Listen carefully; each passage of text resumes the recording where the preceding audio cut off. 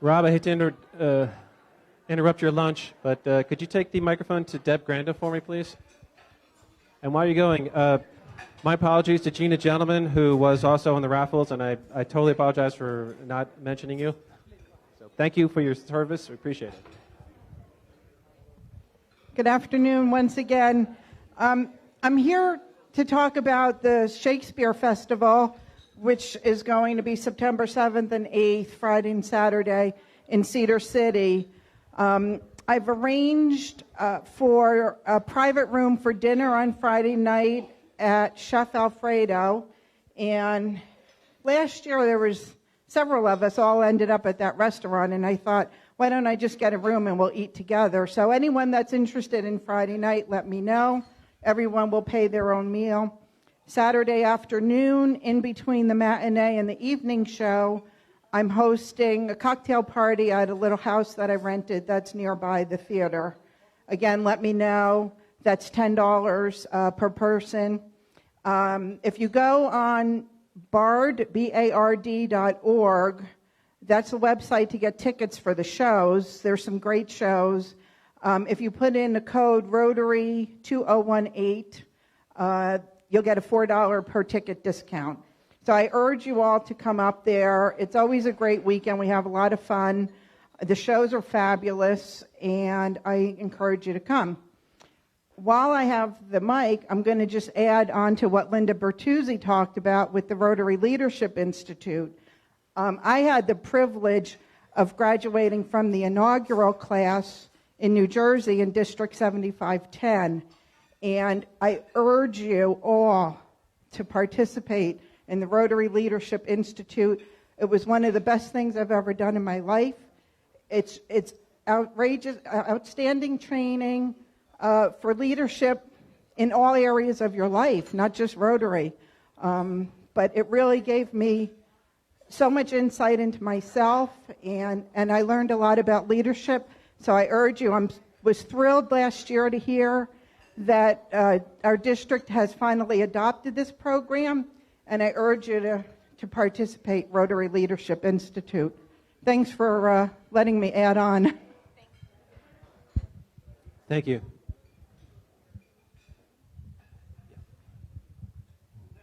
So now I guess we're going to go ahead and, as it turns out, some of our our guest Rotarians have brought a flag. So go exchange flags over here.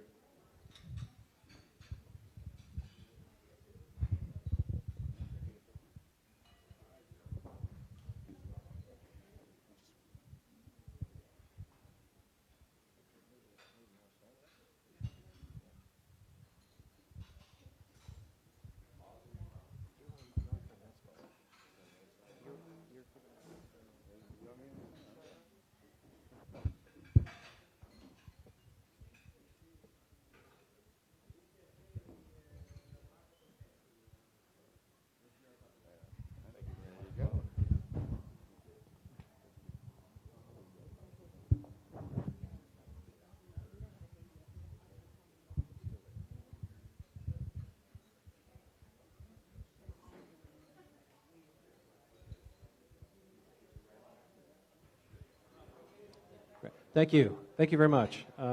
Rob, could you take the microphone over to Jamie Goldsmith, please? Where's Jamie? There you are. Jamie also has a flag for us. Jamie, you want to tell us a little bit about the flag? Oh, sure. Okay, so this was actually the first Rotary Club meeting I attended that was not in Las Vegas, so that was really exciting for me. I attended the Washington, D.C. Club, and when I handed them our flag, they were a little jealous, but I told them their flag was pretty awesome because it says Washington, D.C. on it. I wore my Cars for a Cause hats, just so everybody could see all my pins and how awesome our hats are. And I passed out the Rotary District 5300 polio bracelets that I got at District Conference. And the guest speaker was the Attorney General of Washington, D.C., and that was really awesome. And that club's 150 people, so we're about the same size. And I told them about how to our knowledge, we are the first Rotary Club in the world to have a live stream. So they were pretty impressed by that. And that's all. Thank you. Lucy, do you, a moment to talk about Alpine Picnic? Thank you. So the Alpine Picnic is Saturday.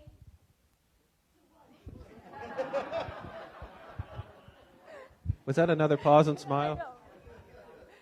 So the Alpine Picnic is next Saturday, July 21st at Bob Warner's Cabin. It's going to start at 12 p.m. from 12 to 3, but it's been my understanding that it's a tradition that people meet up prior to that around 8 or 9 a.m. and they actually go up for a hike. So if you guys want to meet up prior to that and go hiking, sounds like a fun time. And then, oh, it's 9. Okay, well, 9. There we go. 8's too early. Thank you. So 9 a.m. for the hike, 12 p.m. for the picnic, from 12 to 3, and then we need to get a couple people together to just help with the cleanup afterwards, just so Bob Warner's Cabin doesn't get left all with food all over the place. So sign-up sheets still going around in the green binder, as well as if you guys want to bring any food, any dessert, anything like that, there's the sign-up sheet on the binder as well. That's all. Thank you. Thank you. And could you take the microphone to Russ Swain, please? No. I'm starting the year off just like this. No.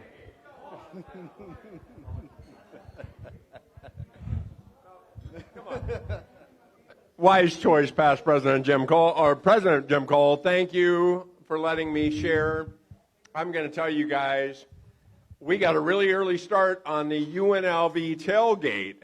Mark your calendars, because we're way out there. So it's October 19th. It's a Friday night this year, you guys. Friday night. We're going to go out, set up the RV, have some food, enjoy, and we're actually playing Air Force. Yeah, I kind of figured we'd get a little round of applause out of that. So we are going to have a good time. It's, a little bit early to be announcing this, but Jim is on top of it. Great job, President Jim Cole. Thanks. And thanks for letting me have the microphone this early in the year. I'm just going to tell you. Oh, okay.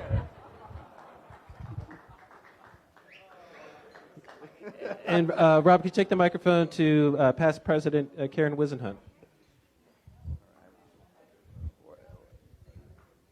Thank you very much for the guidance. There she comes. Here you go. Good afternoon, Rotarians. We got a call from the Kingman Rotary Club last week, and they are hosting an open world team from the Ukraine on September 7th to the 15th. Their theme is medical professionals. Anyway, they fly through here in McCarran on September 7th, which is a Friday, and I can't imagine coming all the way from Russia and not spending some time in Las Vegas. So they will be spending their first day here, and we're looking for host families for 10 people. 7 of them are from the Ukraine, and 3 of them are Rotarians from Kingman. So I'll also be sending around an email, but we need host families for just one night, so I hope you can step up and help out the Kingman Rotary Club. Thank you. Thank you. Rob, you're free to sit down. This would be the time where we find people, but it's very early in the year, and so I don't have any fines to give out just yet. But we will be finding, and I would appreciate everybody's help in tailing on everybody else here in the club. So, thanks. We have a raffle today. The drawing is for $993 plus today's take. The winning ticket to draw a card out of the deck is 206-4040.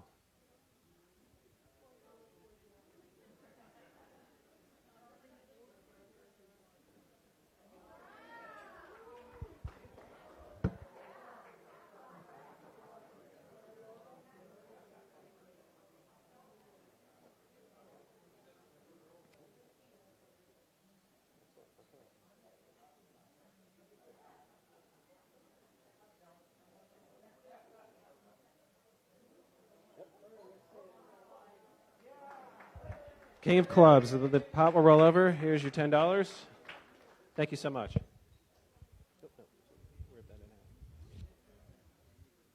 Okay, the drawing for the Lowry Bucks is 206-3817. 3817.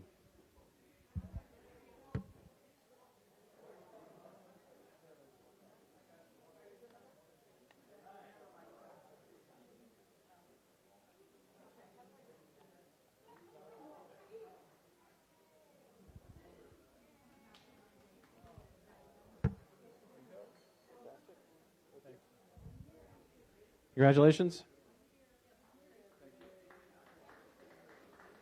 Okay, this time I'd like to call up Sidra Kane, who is going to introduce our speaker. And also a special thanks to Sidra, who was our speaker chair and actually arranged for Doug to come talk.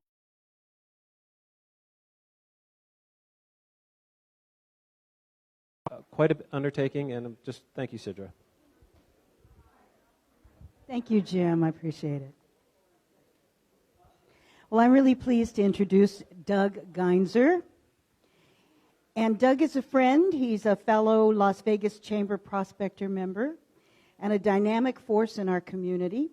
And for many years, a lot of you probably remember the saying was, if you wanted to know where to go for good health care in Las Vegas, you were told to go to the airport.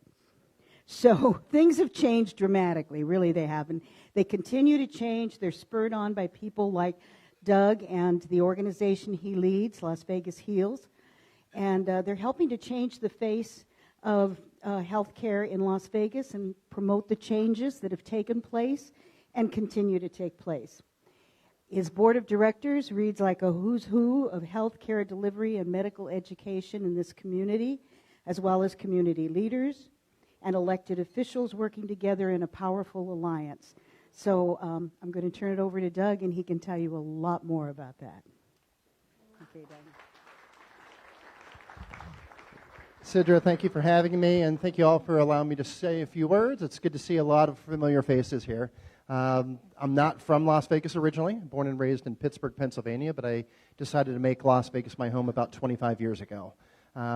And with that being said, I always like to do this just to get a gauge of the audience that's here, because most of us are from other places. So with a raise of hands, how many of you have been here less than a year? Less than a year. Okay, so it's an established group. Okay, now we're going to go, how many of you have been here for more than 5 years? Raise of hands. Okay, lower your hand if it's been more than... lower your hand. If you've been here longer than 10 years, keep your hand up. More than 20 years? 30 years. And I don't want to get embarrassed. How many of you were born and raised in Las Vegas? Very nice. So how many of you are tired of the joke of where do you go when you get sick, with that punchline being McCarran Airport? And I'm here to tell you that that joke's been long dead for a while. It's been perpetuated, and Las Vegas Heals is on a mission to put an end to that.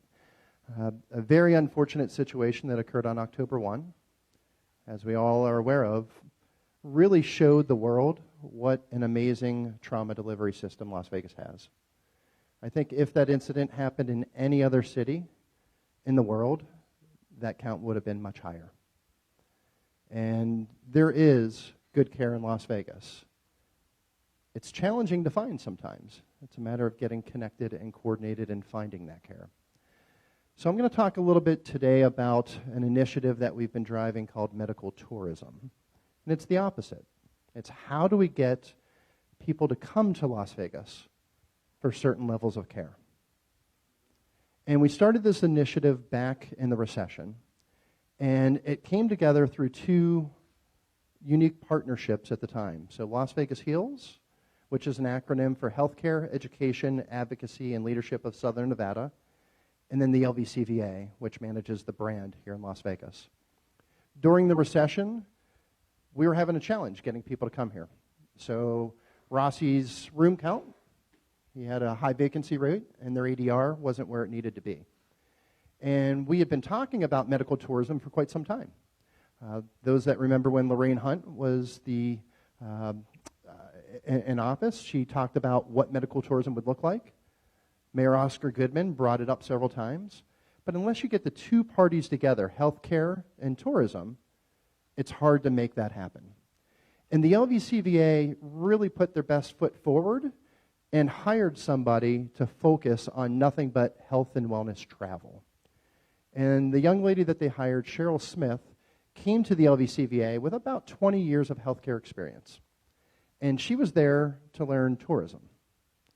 And what we did is we analyzed how the LVCVA was set up, and they sell by region, and they sell consumer side and business side, and they have people that focus the sale of Las Vegas across the country, and they have offices in D.C. and Chicago and over in China. And so Cheryl started spending time with all of the sales reps that start teaching them a little bit about healthcare. And Cheryl and I met every single week for about 4 or 5 years. And then later on, we brought in the folks from UNLV, so the dean of the hotel school over there, Stowe Shoemaker, got deeply involved. We brought in the folks from the LVGEA. We brought in the folks from GoEd. And about 3 years ago, we put together a strategic plan.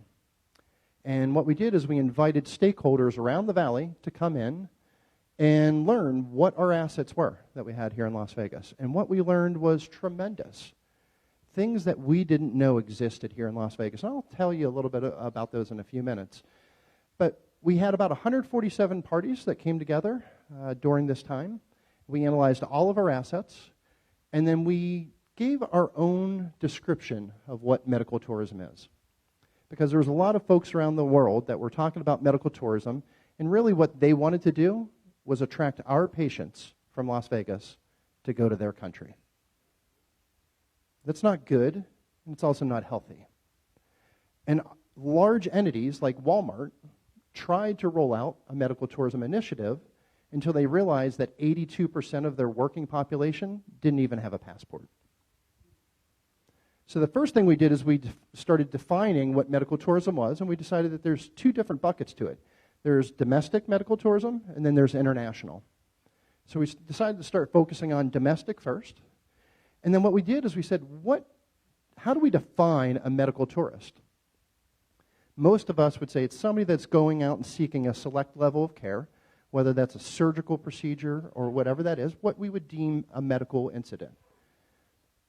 We looked at it a little bit different, and we analyzed the assets that we had here in Las Vegas, and we are the meeting capital of the world. We've got a lot of meeting space. Well, guess what? All of these professional associations hold medical meetings. So we just said, let's look at those as medical travelers. And then the other area that we looked at was health and wellness travel. A lot of people don't realize that on the Las Vegas Strip, that 3-mile stretch of land, we have 47 world-class spas that are capable of seeing about 1,000 patients per hour. So we created 3 buckets: medical tourism, medical meetings, and health and wellness travel. I'm proud to say that in the medical meeting space, since this initiative launched, Las Vegas is now the medical meeting capital of the world. More medical meetings are held here in Las Vegas than anywhere else in the country.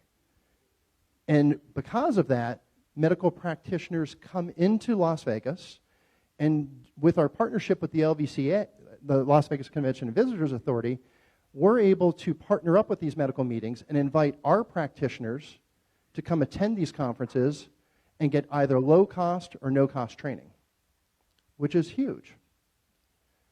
One of the unique things that we discovered during this strategic planning process as well is we need to have a strong medical workforce to be able to deliver care to the people that are going to travel here. And we had a lot of gaps to fill. As you know, we have the lowest ratios of practitioners to population in the country.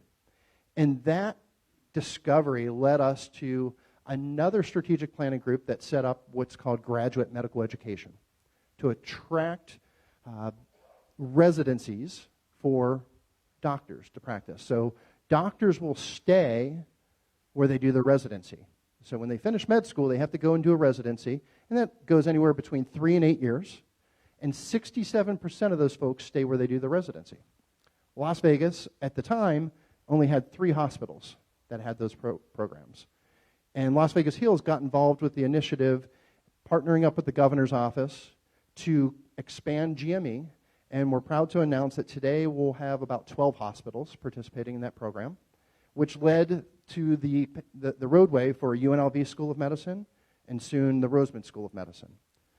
So that starts building our practitioner base to be able to treat these patients that are coming in from out of market.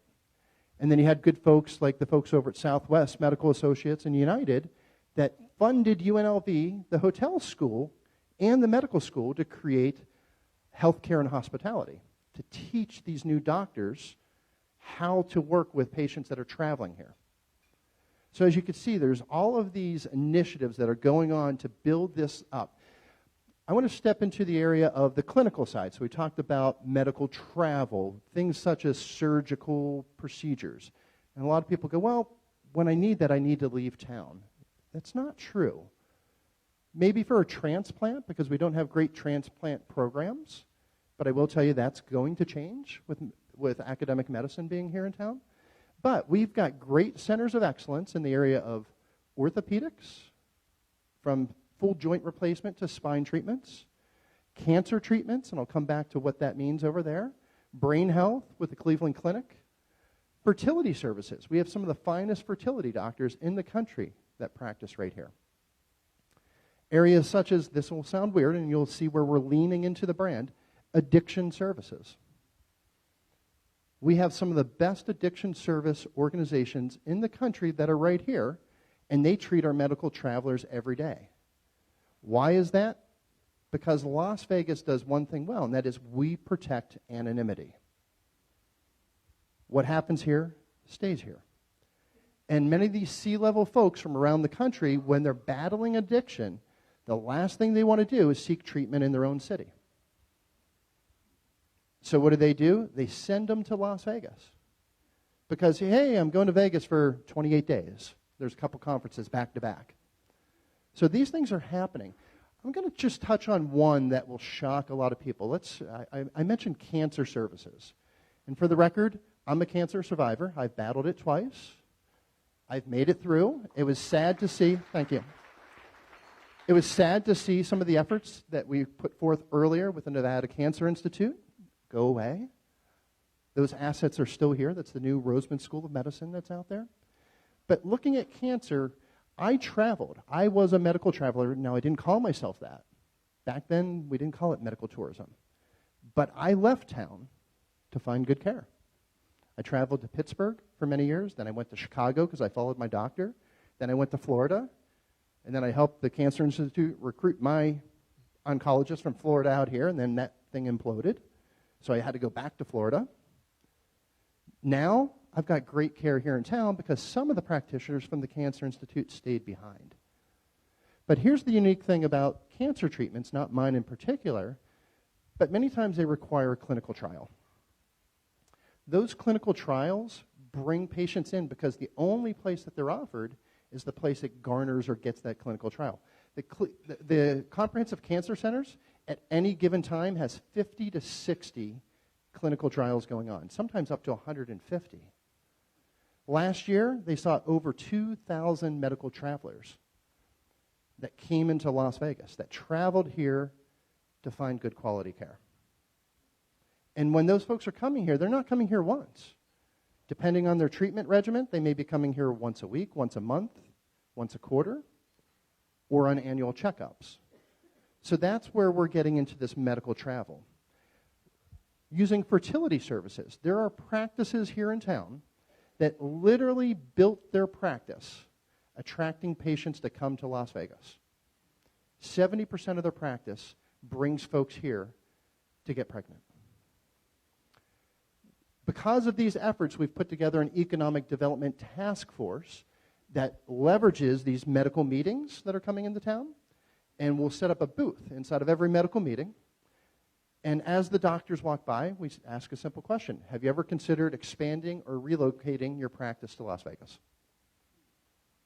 Many want to do that, and we've been successful in attracting some great spine doctors, some great orthopedics to come here. And what that does is that starts seeding the growth and the expansion of academic medicine, because as UNLV expands their program, we just enrolled our second class of 60 students, and that's scaled to be able to grow up to about 180 students. What will come on next are fellowship trainings. So that is your specialty and your subspecialty. Those fellowship training programs don't happen unless you've got academic medicine in your city. And before UNLV was built, we had some. Toro's the largest medical school in Nevada.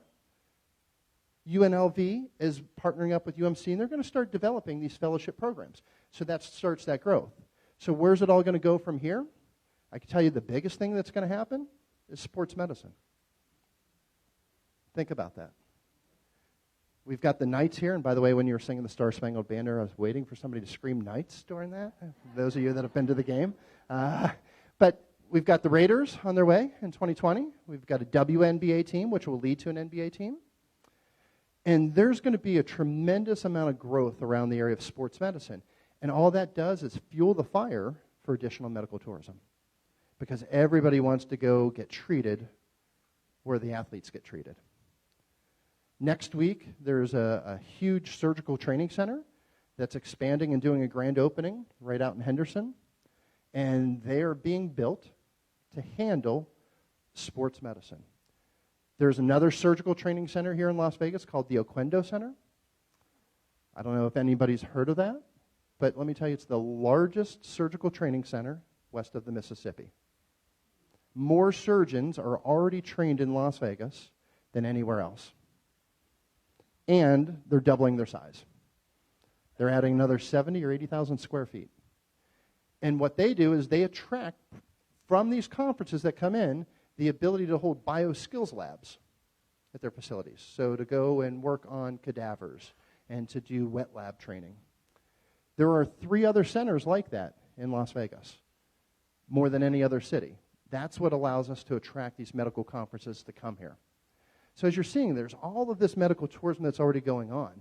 The other one that we're still having a hard time counting is health and wellness tourism. Think of the number of marathons, half marathons, Ironmen, half Ironmen, Iron Women, all of these different things that go on. When those folks come into town, several things happen. They come early, they stay late, they eat on our strip, they stay on our strip, and they get injured here. One thing, and again, the unfortunate situation of October 1 showed how great our trauma delivery system is. Think of the 42 million people a year that come here, and think of the dumb things that they do. Think about it. And they present in our ERs. We treat them, we get them healthy, and we get them home. We've been doing that since the day that we were formed in Las Vegas. So this whole thought of medical tourism is taking it from a reactive approach to a proactive approach. Finding the centers of excellence that we already have, building medical education around those, growing those, and leveraging the assets that are already here. We have 155,000 hotel rooms. We have the best entertainment, the best restaurants, best everything. How do we leverage that and bring that into delivering and putting together one of the finest healthcare delivery systems in the United States? It's not far off. The framework's built. We put together a 2-year strategic plan. And I encourage, if anybody wants to see a copy of it, please just shoot me an email. I'm happy to give you a card. It's being executed upon every single day. With that being said, I want to open it up to questions because that's usually the better part where everybody gets a little bit more value. And I'm happy to answer questions, whether it's around medical tourism, medical education, healthcare delivery systems. We've got one right here. Well, I think we've got one right here. There we go. The man with the mic. I'm just curious. Las Vegas seems to be behind cities that are nearby, like LA and Phoenix, especially when it comes to cancer. Proton therapy is now known as the best way to fight cancer. It kills the cancer, but it leaves the tissues around it. We don't have it. Why don't we have it? A lot of that stuff's probably regulatory more than anything.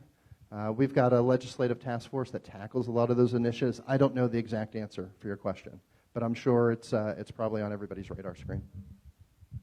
Hi, Chris Rodenfels here.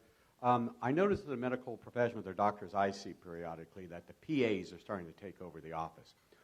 Other than Toro, which I'm aware has a PA program, are there others in town? Or is that something that should be grown? UNR just launched one this week, so they're the next one to grow that. No. It's up in Reno. The reason for that, so in my opinion, the days of the primary care physician delivering that care, they're going by. The reimbursement rate, and that's a whole other challenge in healthcare. We've got some of the worst reimbursement rates in the country, so it's easier to send mid-level to treat those, and it's a whole different conversation. I don't have a question, but I just want to confirm some of what you've said.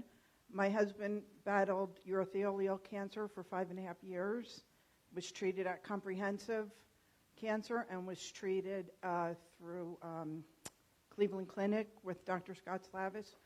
And through those years, I kept in close contact with the National Cancer Institute. They have a whole panel of people that you can talk to.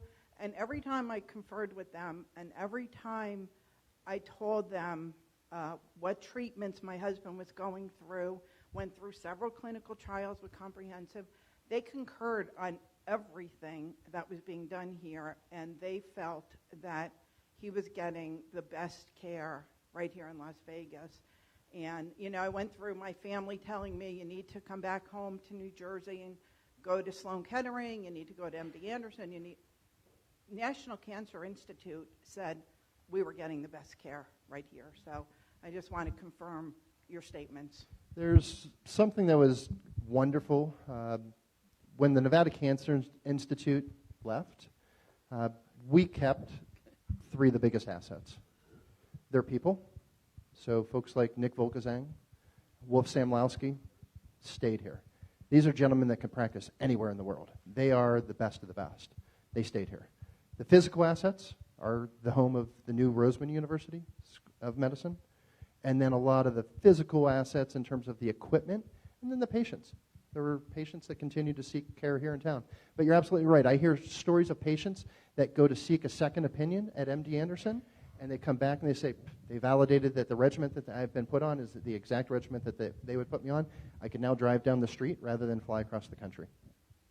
I wanted to ask you about an aspect of opportunity for Las Vegas that I don't think you've touched on, and see what your opinion.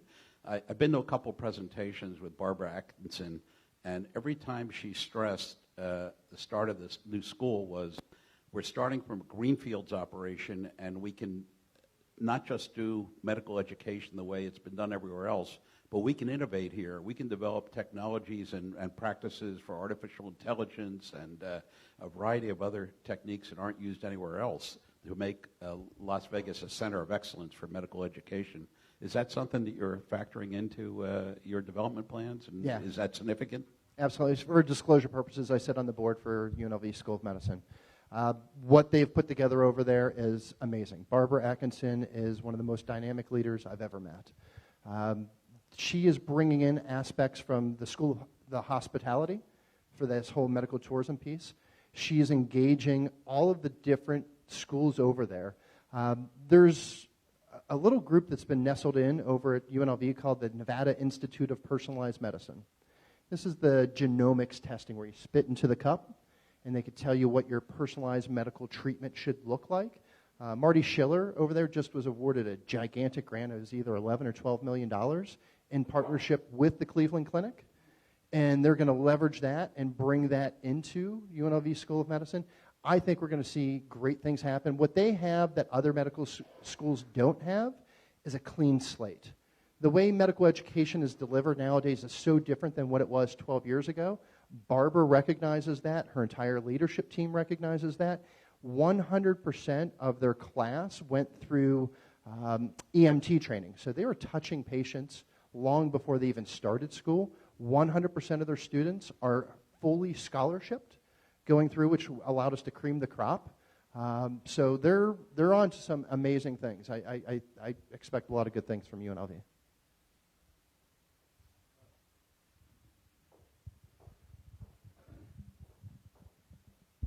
Thank you for the very informative presentation. It wasn't long ago that we've had speakers lament the fact that the medical schools are graduating doctors to be and there were virtually no residencies in town. And you stated that 67% of the doctors who go to residency in the state where they graduate stay in the community. And I was excited to hear you say that we now have about 12 hospitals in the state that offer residency. Share some numbers, if you will. And how does that project, say, with these schools graduating 60 and soon 150 or 180 students? So there's a clear difference between residencies and medical schools. I am of the opinion the more we could scale residency programs, the better off our community will be. It allows us to be that more competitive. But it also gives a pathway for our students coming through the path to enter residencies. Two things that we're working on right now is how do we keep our locals that are going through the system, how do we get them what we call matched here in Las Vegas before they match in a different city? I gave a speech to the graduating class of Toro, and they had 130 students graduate from there. And Shelley Berkeley just got them accredited to graduate 181. She wants to be one ahead of Barbara. That's how competitive Shelley is. And so with theirs, 30 of their students are going to stay here. The bad part that I didn't like, there's 2 locals that are leaving the city for residency elsewhere because they didn't match here in Las Vegas. So we were working on how do we give a preferential match to a local, because that's where the grow your own pipe really comes together. In terms of residency programs, I think I'll use Mountain View as a great example. Here's a hospital that was what we called a virgin hospital. They didn't have any residency programs. They've built the architecture out there to grow their program to 375 residents, which is big. To put that into perspective, I think down at Valley Hospital there's 120. UMC is the largest program. Residencies are a little bit touchy because they go through and there's a cap that's put on. So 50% of the funds are given by the CMS, so Medicare. And so you've got to put money on the table to get money out of the feds. And as you know, in Nevada, we don't like to put money on the table a lot.